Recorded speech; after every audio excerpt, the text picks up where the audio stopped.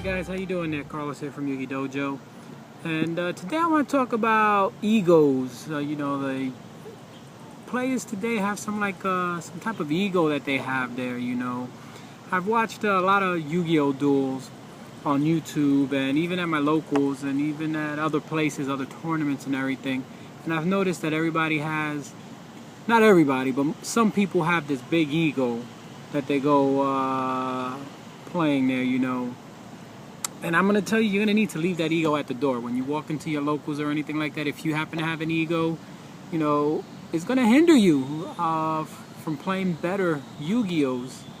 You may be, if you're really serious, you're going to need to do that. The reason being is that, the main problem with bringing your ego to the table when you go dueling is that it's going to influence your decision making. You're going to be like, yeah, this guy's not really that great. I'll be able to beat him no matter what I do. And have that ego, saying, yeah, I'm going to beat you, I'm going to beat you, I'm going to beat you.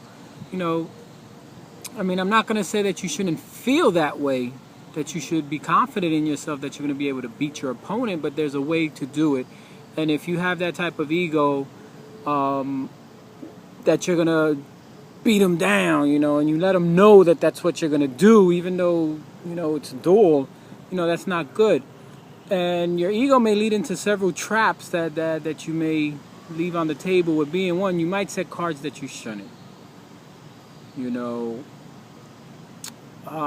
Basically, you may feel so overconfident that your opponent's not going to be able to come back from whatever you do, that you're going to start setting a whole lot of cards. And who knows? You don't know your opponent that well yet.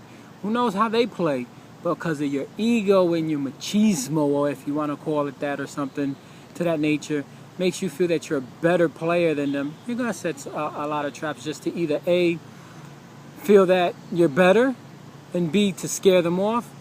And you could lose that. Losing your whole back row to, let's say, a heavy storm is almost like conceding the game, because now all of a sudden you have no back rows to protect yourself. And there goes, and why'd that happen? Because you might have actually put your ego on the line there. What you should be thinking in those scenarios is, should I be playing this trap? What if they do have the heavy? How will I be able to come back? Instead, you're like, they're not going to have that card, I'm going to put it down. And boom, you lose. All right. The second trap that may happen that you go into if you put your ego on the line there is that you may allow a personal feud to cloud and overwrite your judgment. Yu-Gi-Oh is basically a confrontational game. We're trying to bash our opponent's head in or try to beat them. So it's only natural that conflicts arise and players start to hold grudges, against one another. I know if I've had it with one of my players that used to play at my locals, used to always beat me. So I used to always hold a little bit of grudge with him there, because I always wanted to beat him the next time I did, next time I played him, and eventually I did. But sometimes that clouded my judgment when I actually played him. The result is that I made bad decisions just because I wanted to make sure that I beat this particular player, because he's always beaten me and he's had the ego there. So my ego got into the way of me losing the game, and that made his ego get boosted more. So that wasn't really a good thing for me. Another thing is that you might play games that you can't win. You may not have a superior deck to beat this particular person, but your ego is going to get in the way and say, it don't matter, I'm the man, I'm going to beat him with whatever I have, and this is what I got, and this is what I'm going to beat you with. How would it look, you with your some made up deck that you have, and your ego is going to be like, I'm going to beat the best player in the world, let me go play him with this here and see what happens, and you lose. Because your ego got in the way, that you felt that you're better than anybody, and you put yourself in a situation into a game that you can't win regardless. And then the other thing with your ego is that you may make plays to impress your opponents.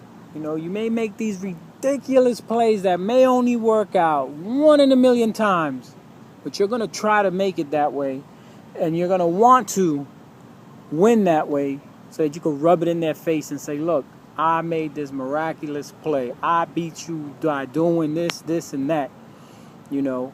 And then, guess what happens? The play doesn't come out the way you thought, and you lose.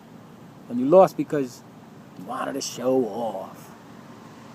Another thing that could happen is that you inadvertently give your opponent information, you know, the way that you're playing.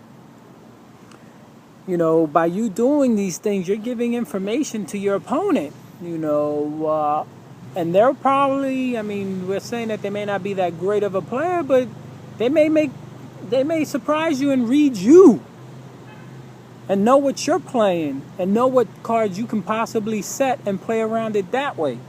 You know, so by you trying to put with your ego on the line there, you're giving your opponent this information like, oh, all right, he thinks he's the man, all right. He got 3 back rows. I bet you it's this, this, and this. All right, I'm going to play around this, this, and this. And guess what? They do it their way, and they beat you. And how does that make you look like? Makes you look like a fool. And another thing is that you may actually scare away players that you would rather play. You know, sometimes your ego gets so big that people don't want to play with you anymore. You know, you may say, oh, come on, let's play a quick game. And you're always, you know, telling them, oh, you're a bad player, but yet you want to play them, you know, or, you know, your ego's so big there that you just intimidate the people that you play and they don't want to even play with you, even if it's a friendly game, you know, as I said before, we got to practice, and practicing doesn't always mean that you got to play the best player. You just got to play a player to play better. And if you don't have anybody that wants to practice with you, you're not going to get yourself any better. And by you having that ego, people are not going to want to play with you, you know.